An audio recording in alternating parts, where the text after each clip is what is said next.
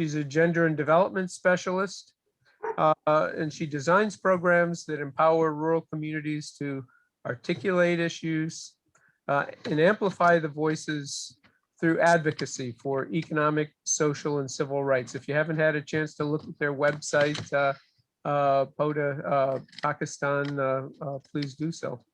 Under Sameena's leadership, POTA has developed a network of 3,000 Pakistani women. And that network works locally and has shared knowledge and strength collectively each year at the Rural Women's Leadership Conference in Islamabad. And they've been doing that since 2008. When Sameena came to us at Cornell, she had already been an active practitioner in her own right. She worked in Afghanistan, Egypt, Syria, Lebanon, Ghana, Morocco, Nicaragua, and Yemen, and her that work is reflected in a book that she put together, that she led, a book project called Citizenship and Justice: Women's Rights in the Middle East and North Africa. And I intended to bring that so I could hold it up and give a plug for it, Sameena, your book. I have a copy of it, but I don't have it right here at the keyboard this moment. I forgot to bring it. And her current work contributes to the realization of the SDGs through projects in organic agriculture, sustainable livelihoods, all focused on protecting climate, water, and supporting biodiversity. Sameena has an MPS in international agriculture and rural development from Cornell, and she has degrees in law and English language from Punjab University in her home country of Pakistan. And you can learn a bit more about Sameena and her work in a short field note that's currently posted in the Global Development Department website. So have a look at that as well. Sameena, welcome back. Thank you so much. It's a pleasure to be connected to Cornell again. And I had the privilege and honor to be Terry's student, and I really missed that time. So I congratulate all of you who are in his class.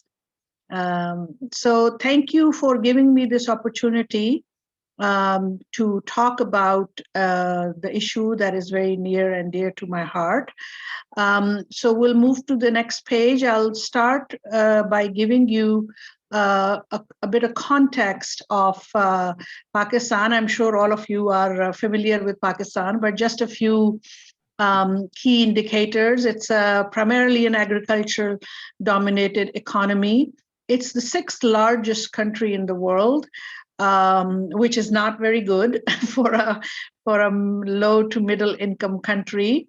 40% literacy in rural areas, even less for women. And the last I checked, it was 138 on United Nations Human Development Index.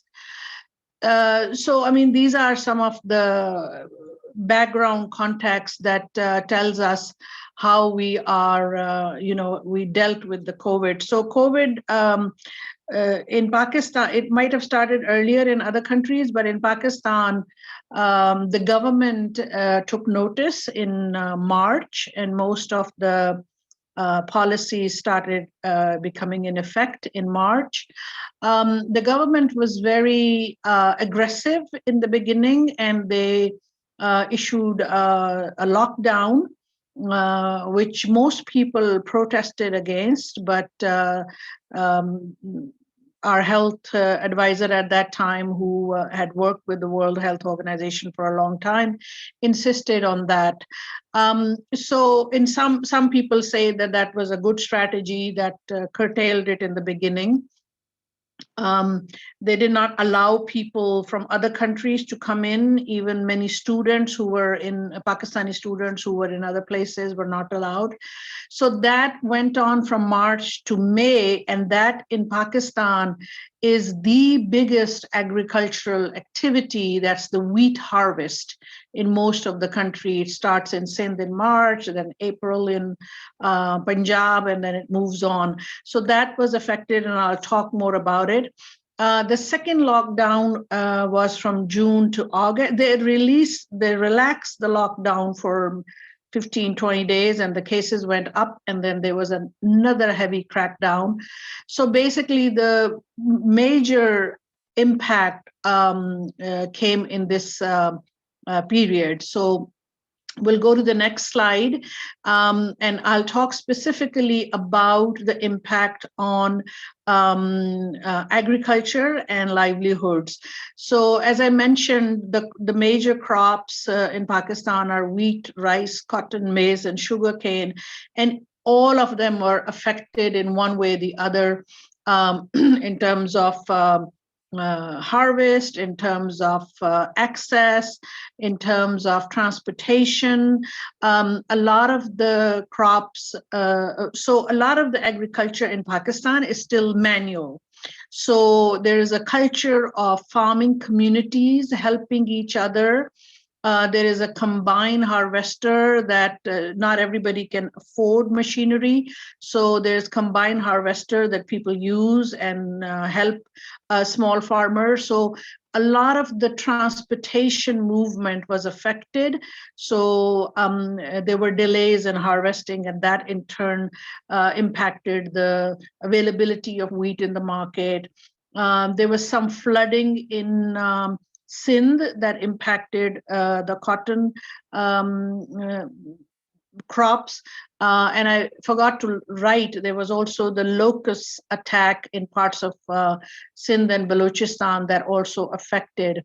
The other major area that was impacted were vegetables and fruits. So there was a lot of limitations on transportation and labor movement, not so much within provinces, but inter-provinces. So for example, mango is a big fruit harvest in Sindh, and most of the labor goes from Punjab. So the labor from Punjab was not able to go to Sindh to help with the mango harvest, so it was affected. At the same time, a new opportunity was created that the local people were for the first time able to harvest mango, and some people benefited, but it overall impacted the crop. Similarly, transportation within provinces affected the supply of vegetables and fruits. So it couldn't get to the markets, and vegetables and fruits were wasted. And as a result, the prices went up, and availability became less. That then impacted access to food and nutrition for vulnerable groups, particularly women and girls. Water and input areas were also impacted in the large agrarian areas of Pakistan. There is a water sharing. There's a water sharing procedure that again involves a lot of the movement. So in some parts, not so much, but in some parts, the water distribution channels were affected. That impacted the sugarcane. Access to inputs was affected, and there were delays in getting seeds and inputs. The livestock and dairy was a major impact area. So a lot of people were supplying milk to local markets and vendors, and that was disrupted because transportation was, there was a lot of fear of COVID-19 in the beginning. So everybody was afraid, even the government didn't know what directives to give. So everybody was extra cautious and overcautious. So I remember our staff got stuck from coming from one city to another. They were asked, why are you traveling? Don't you know there's lockdown? So literally police was checking people and asking, why are you going? Is it essential? Is it a life-threatening matter? And then after inquiry, they let people go.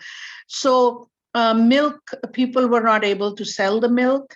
In some areas, they try to make butter and purified ghee and other things, but even that needs resources, technology, gas, and other things, fuel that they didn't have. So a lot of the people had to cut down the milk production. So they reduce the fodder for the animals and they reduce the daily milk supply. And in some cases, they had to waste the milk. But that area was very badly hit. Trade and transportation affected the farming communities.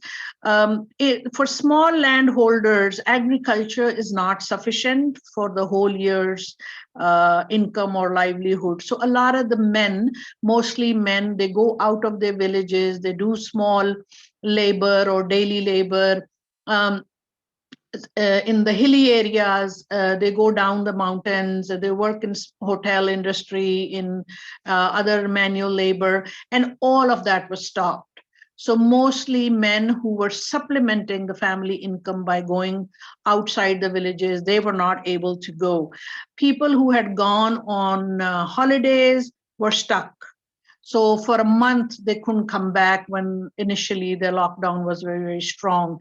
So that really affected both the livelihoods, but also the social life, and it had impact on women's health and women's mental health. And there were a lot of cases of violence against women and children that I'll talk about, when hundreds and thousands of men were confined to homes and were not able to go to their daily work, how it impacted the income of the family, and it added more pressure of putting food on the table. Transportation impacted particularly the inter-provinces trade and supply. Labor and small businesses were affected. A lot of the vegetable vendors mentioned that their usual way of working is to give items, fruit supplies on credit. They give it to the hotels, they give it to small industry, even hospitals. So a lot of their credit was held up because they had supplied food, and that credit was never returned because the hotels themselves, the whole hotel industry, even the small restaurants and neighborhood cafes, they all were shut down. So, but even when they came back, they didn't have the money to pay back to the vegetable and fruit vendors. So vegetable and fruit vendors, small businesses, they lost a lot of money because the credit was not returned. So we'll go to the next slide, and I'll now talk about the social impact of COVID-19 on some of the segments of the society. So first, of course, is the farmers, and I mentioned some of the impacts they had. So there were individual impacts, and then there were collective impacts. So agriculture is mostly a community, still a large extent, a community activity. So a lot of the activity, so one concrete example I wanted to give you, in the cotton picking in Sindh, it's mostly the women who pick cotton. And our society is a very male-dominated society and gender-segregated society. So the way it works in rural Sindh is that the landlord who hire the women pay the men in their family. So in advance, they will pay the husbands or the father, mostly husbands, 50% of the labor. And then the woman will go and they will work. And at the end of the cotton picking, again, the men are paid. So women are actually never paid for the laborious work of cotton picking. So the women were already paid, so they were forced to go and work. The way it happens is the landlord brings a vehicle, all the women get on the vehicle in groups of 50 and 60, and they go and pick the cotton. But then the landlords themselves were not able to pay the 50% of the labor at the end of the crop harvesting. And that caused a lot of social problems. There were a lot of violence against women who refused to go to work because they knew that they were not going to be paid, were also facing violence. Women who went and didn't bring money were also facing violence. It's just one example of both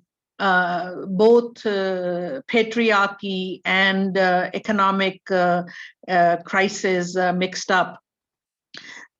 So I'll also in the next slide talk about how some of the women's groups address that issue. Rural women in particular were impacted. That's the constituency that I work with mostly in rural areas of Pakistan. So they were affected in many ways. First of all these men who we were used to going out in the morning and coming back in the evening were now at home all the time. And they had to deal with them. The men didn't know how to adjust in the house. There were a lot of social issues.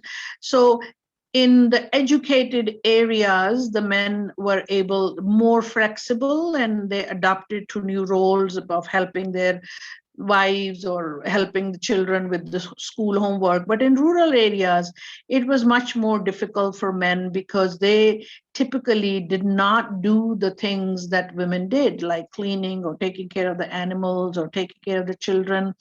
Then the children were also at home, and there was no money because no money was coming from agriculture. So crops were produced, but they were not selling because people didn't have the purchasing power. And the extra money that was brought from manual labor was not coming. So there was a lot of stress in the family, and most of the burden of the stress fell on women. We say that there was a shadow pandemic in Pakistan, and that was the pandemic of violence against women and children during this. There were some incidents where angry uncles were beating children, or in one incident, an uncle killed a 7-year-old because he wanted to sleep and the child was making too much noise. Of course, these are extreme cases, and it didn't happen everywhere, but even then, one death is too many. So those cases were highlighted. The girls also felt extra impact of COVID-19. As I mentioned, Pakistani society is a patriarchal society, so there's already burden on women and girls. But during the pandemic, what happened is that the girls who get the last of everything again got the last of everything. So in food distribution, when the food was less, the women and the girls ate less, and there were cases of more women being affected. Even in the education, if there was an issue of transportation, girls were held back and boys were allowed to go to school. In e-learning also, who uses the computer when, and who uses the internet device when. So in most rural areas, there is a USB that you attach to your computer, and so usually there's one for the whole house or location. So it's an issue.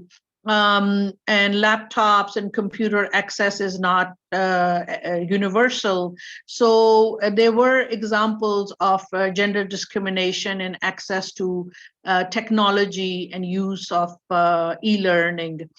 Health, everybody was impacted. There was a lot of fear, but women and girls were impacted particularly because all the reproductive health services were stopped. They were deemed non-essential, and that impacted women a lot. In rural areas, there's already limited access to health, and when it is stopped, it becomes even more difficult. The lady health workers or the free medication that was available in the basic health unit in the villages, that disappeared, and it impacted the communities more. Finally, the poverty was already increasing in Pakistan because the current government has imposed a lot of taxes and IMF policies that have increased the rate of utilities like electricity or petrol. But as I mentioned earlier, money was not being circulated during COVID-19.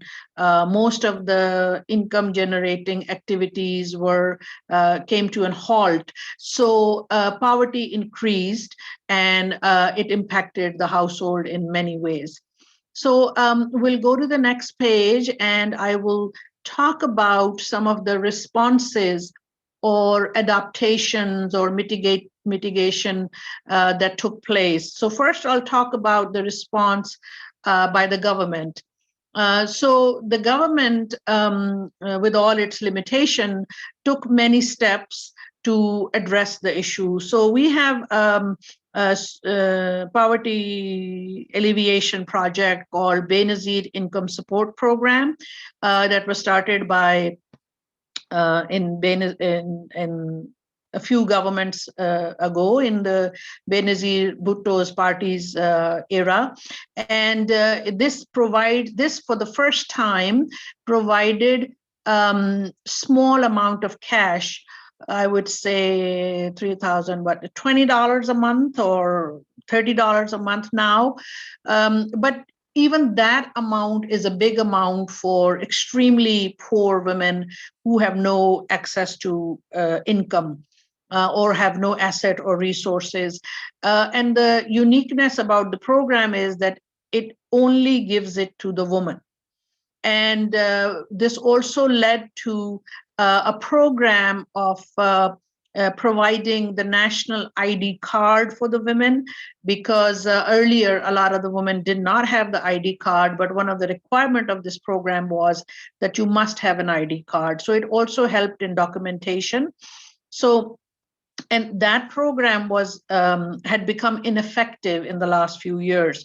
So because it already had done poverty scoring and had already identified millions of Pakistanis who were living below poverty line. So they took that database and started with that with some additional checking, and provided the same assistance with the new name, Ehsaas. Ehsaas in Urdu means, what does it mean? Compassion, empathy. Because this political government did not want to use the name of Benazir Bhutto, but people still call it Benazir Bhutto, Benazir Income Support Program. So that assistance went to many, many people. I don't have the exact number, but I'd say went to millions maybe, and it helped. It provided, in the first installments, it provided 12,000 rupees, which is close to $100. So that was a big assistance, and it was given twice. Then there was the program to give small grants to youth businesses. And youth definition was very big. It was anybody from 18 to 40. So a lot of the grants were given for young people to start businesses, and most of them started either food or tailoring or IT businesses. Another recent initiative is Panaga, which is shelter, and langar, which is food for the poor. These are more charity oriented, and Panaga started in winter because winter is severe in parts of Pakistan, even with snow. So the idea was that nobody should sleep outside. So shelters, a lot of the government buildings were turned into shelters where homeless people or travelers could come in at night and they'll get a meal and they'll get a bed. And now there's a new program of providing lunch to day laborers or people who, are internally displaced or working in another city or it's mostly in cities, not so much in rural areas. The government took notice of the increasing violence against women and children, and they started a few helplines.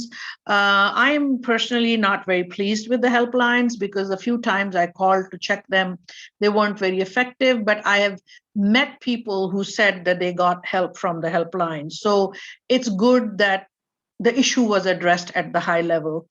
Child Protection Commission also came into being, and they have been addressing the issue of another problem we saw were early marriages during COVID-19. Parents were pressured, and a lot of the young girls were married off. Teleschools was an initiative by the government to provide access to education, because the schools were shut down for a very, very long time. They recently opened and again have been shut down in some areas. So the government, we have a government television station, so they started teleschools from 8 a.m. to 6 p.m.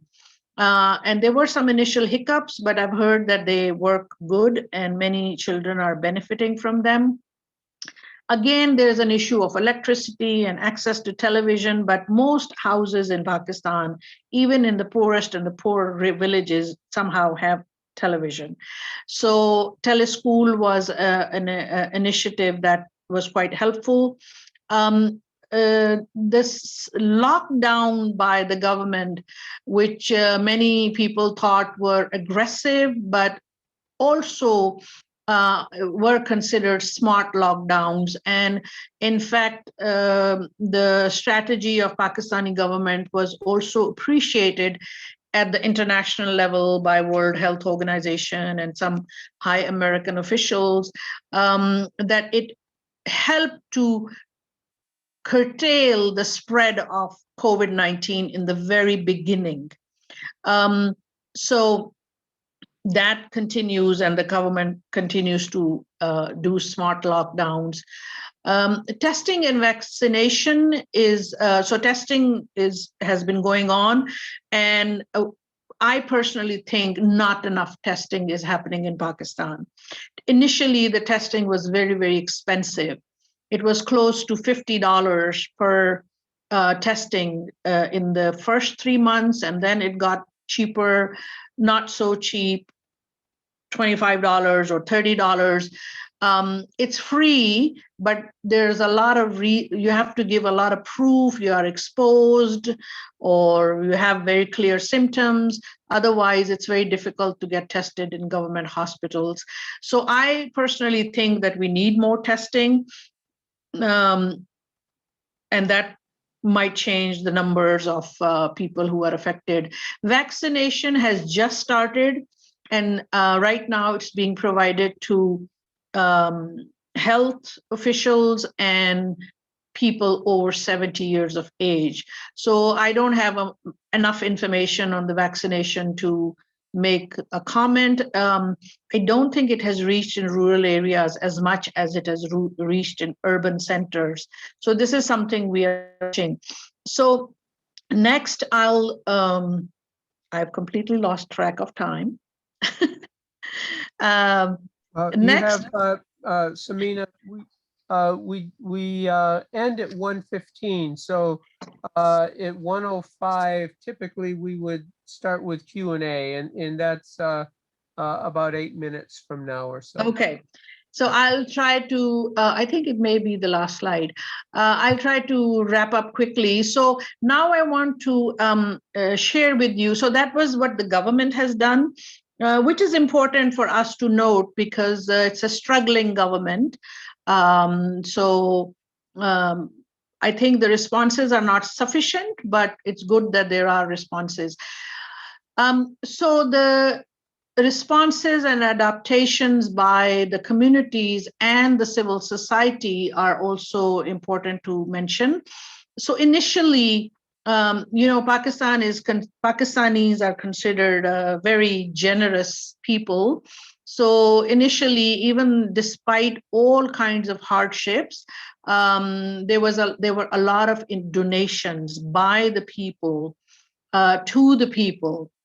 So everybody was trying to help everybody, and even though they didn't know how to help, but be it sharing the food or something, or so donations were given.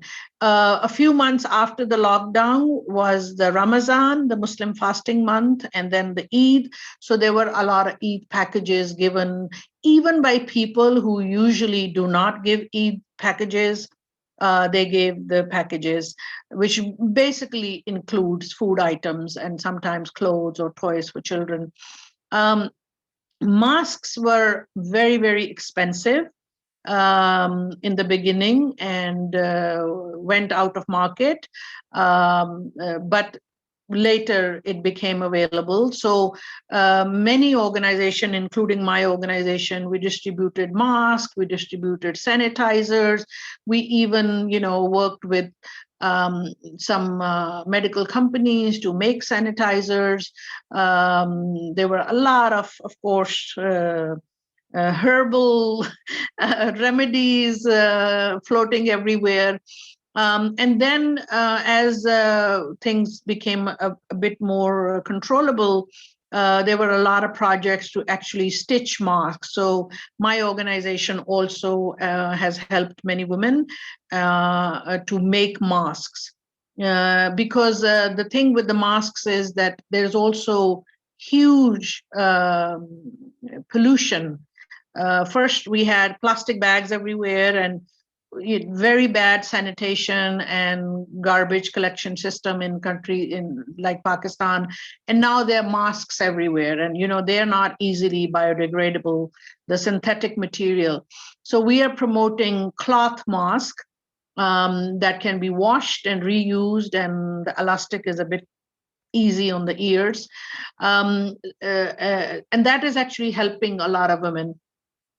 A lot of the women farmers in their free time, they also make masks. Setup of computer centers.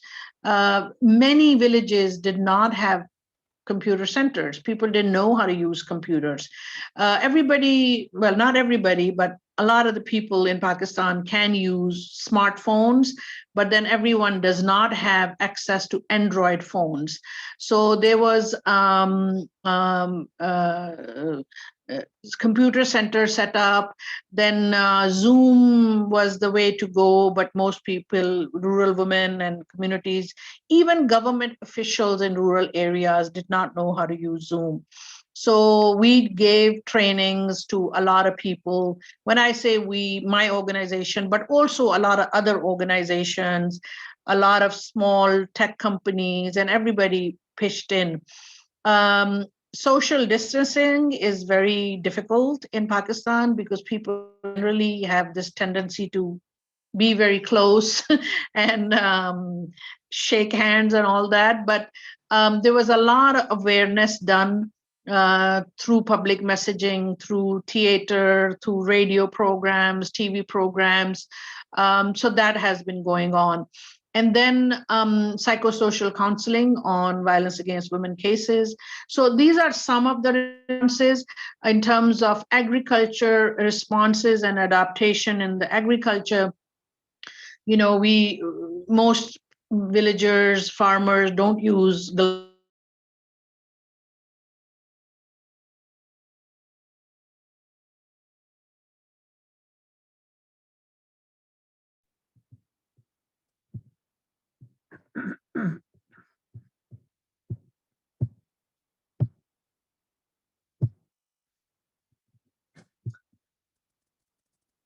Okay, it looks like Sameena, you've somehow muted yourself accidentally.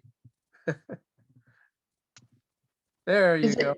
Can you hear me now? Okay. Yes. So we go to the next slide now, which is just a few pictures of our work, and my email is there if you would like to keep in touch. Kusel, could we show the pictures? So yes, so just a few pictures. This is me in the village talking nutrition.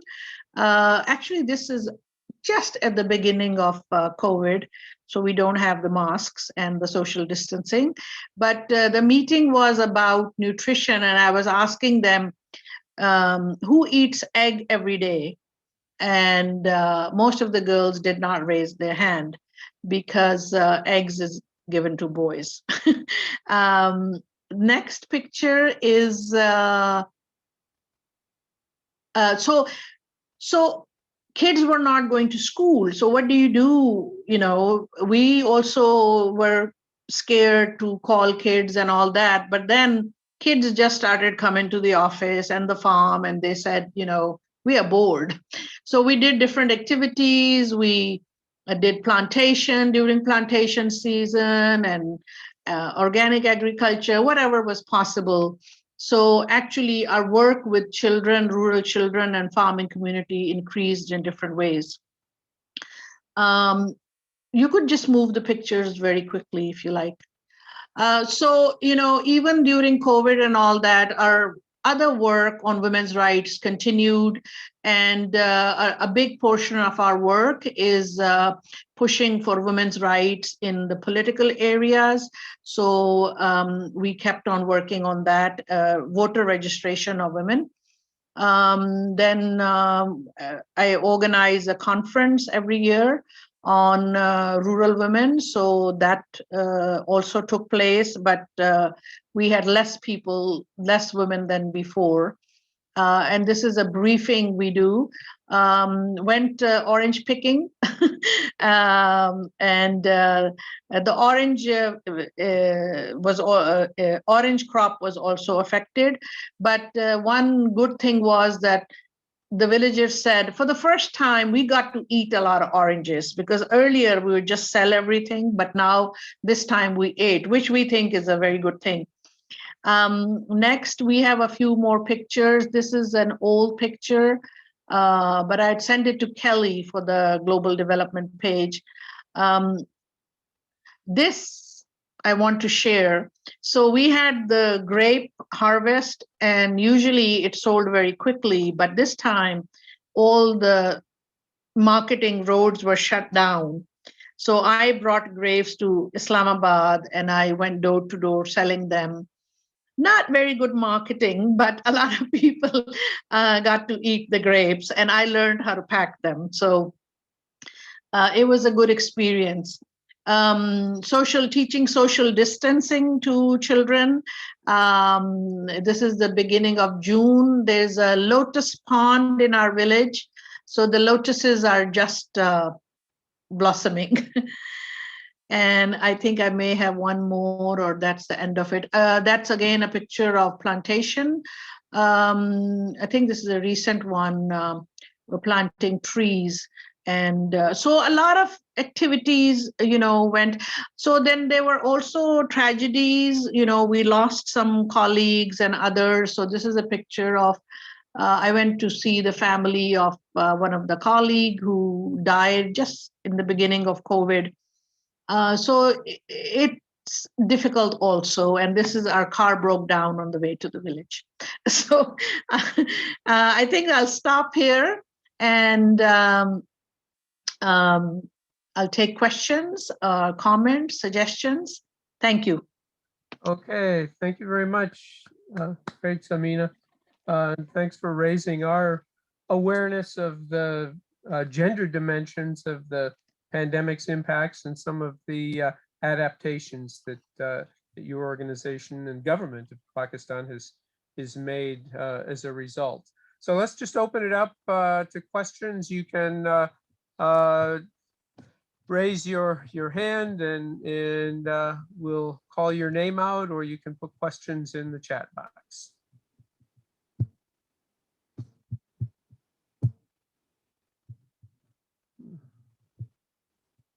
And while we're while we're waiting, I will also note that Sameena told me in the beginning, I really have just a few things to say. Well, I knew better than that, having known Sameena for many years. So, well, thank you. It's good to be reconnected. And here is a comment. What are the strategies initiated by the government to help small scale farmer? Is there a special subsidy? Yes, so the government has announced subsidies. In fact, the package was announced many times that it's coming, but it has actually not been published yet, but we keep on hearing. So I don't think that there are any specific subsidies announced right now, but what happened is that a lot of the repayments were allowed to be postponed. So it had both impacts. In some cases, banks were supportive, and in some cases, the banks stopped giving the installments because the returns were not being made. But in terms of concrete subsidies for the farmers or the small scale farmers, we have not seen a package yet. Sameena, there's a question from Stephanie asking you to maybe speak a little bit more about the challenge of convincing men to be part of processes of women empowerment. So that is a very big challenge. I think it's a big challenge in all societies and all countries, but in our context, it's a big challenge because it has, men are privileged or treated to be privileged by the culture and the upbringing. So it's very difficult, but that is a major part of our work, and we are seeing changes in the younger generation. During COVID, a lot of the young people helped their wives and their mothers and sisters. So we saw that aspect also. A lot of the families that lost a lot of the livelihoods, they got into food business. When all the restaurants were locked down, shut down, when transportation was difficult, there were a lot of small home-based cooking enterprises springing up, and automatic teams were created where the mother is cooking and the son is delivering on the bike, and it formed new relationships. So in some ways, COVID has also helped to form new relationships or new ties that are helping women. On the other hand, there is a big movement to emphasize that we have to do better training of sons and men. So the fact that he hit her because he was frustrated, or what else can a man do if he's frustrated? That kind of attitude should not be tolerated, and more education should be done to change those attitudes. So we are seeing that there's still a lot of violence, but we are seeing the changes, and a lot of these messages we are conveying through theater and radio programs and many other initiatives to reach out to change the behavior of men.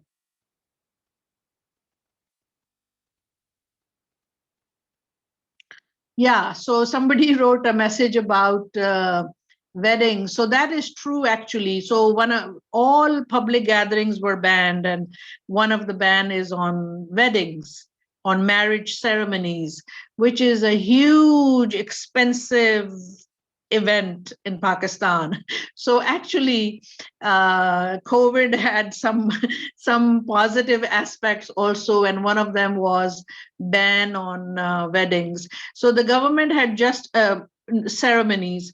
The government had just announced opening of marriage halls on March 15th, but as the cases started rising, they've shut down again. So simpler, less extravagant marriages are taking place, which is good for the families because marriage is a huge expense. It also impacts the status of women in the family because it's seen as a burden to have an expensive marriage. We have a hand up from Wasima. Go ahead. Yeah, thank you for taking my question. Thank you for the wonderful presentation, Sameena.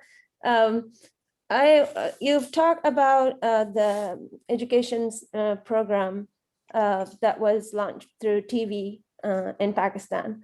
And my question is that, so when was that design only specific to, for example, high school, middle school, or no, to all level of students?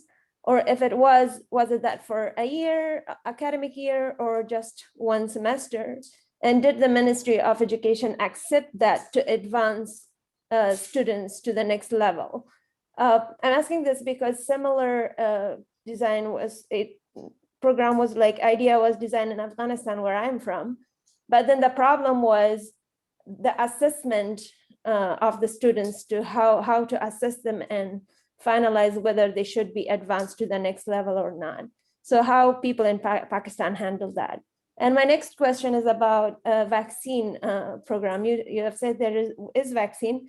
What type of vaccines do you have in Pakistan? Where did you got them? And how do you handle the vaccine hesitancy? Thank you. So the teleschool program is for the school, and it's for for primary, elementary, middle, and high school. And it started gradually. First, the younger student, then the middle. The national result, the academic year in Pakistan is April 1st to March 31st. So we follow the British schooling system.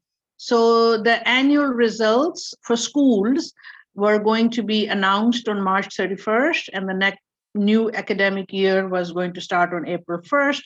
But last month, the government made an announcement that the new academic year will start from August now.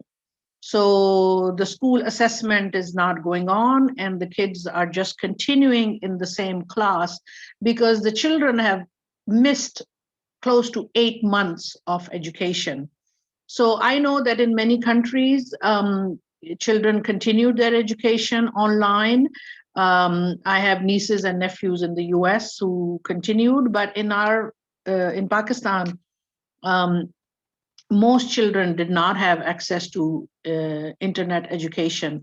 So the assessment has been postponed. There were some results of private schools, elite private schools, A-level, O-level, and there was huge controversy. I think it was global. That is still going on. So the plan is to continuing the education without the assessment. Your second question on the vaccine. So I don't have the technical details on this, but I know that the vaccine that's coming to Pakistan is made in China, and China is Pakistan's best friend, and we get a lot of vaccines from them. So that is the vaccine. Sino something, but I'm not going to even mention it because all I know is it's from China. The hesitancy to vaccine, we have not seen it as we see the hesitancy to polio vaccination. There's a lot of hesitancy to polio vaccination because there are rumors and stories that polio vaccination makes men infertile, and it's an effort by the West to affect the population of Pakistan. I have my own views on that, but that is the perception in a lot of the areas. So people resist in rural, I shouldn't say all rural areas, but in very far off and with less access to education area, they aggressively resist polio vaccination.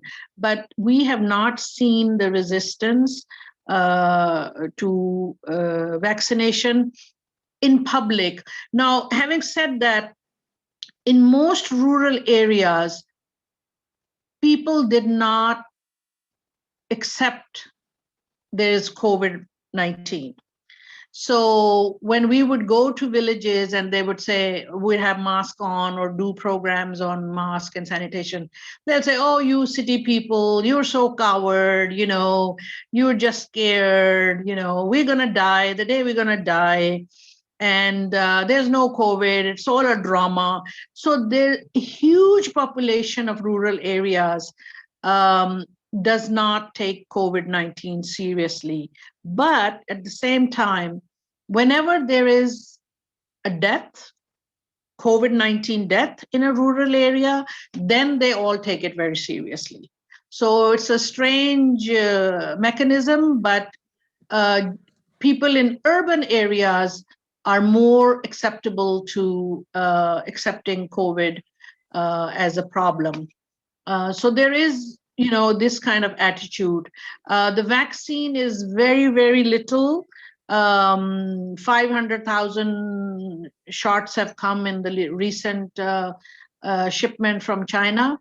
So when it will reach the rural areas, we will then see more reaction or resistance to the vaccine. Okay. All right. We're out of time, Sameena, but we'll provide your email address if you don't mind. Please do. 2 or 3 questions in the chat box that people may reach out to you for a conversation about those things. So everybody unmute yourself and let's show our appreciation to Sameena. Thank you. Thank you. Thank you so much. Thank you. Thank you. Thank you. It's a pleasure to be with all of you. Good luck with your class. And Okay. Terry, Thank you, please give Sameena. everybody A+. Good to see you again, Sameena. Thanks a lot for wonderful seminar.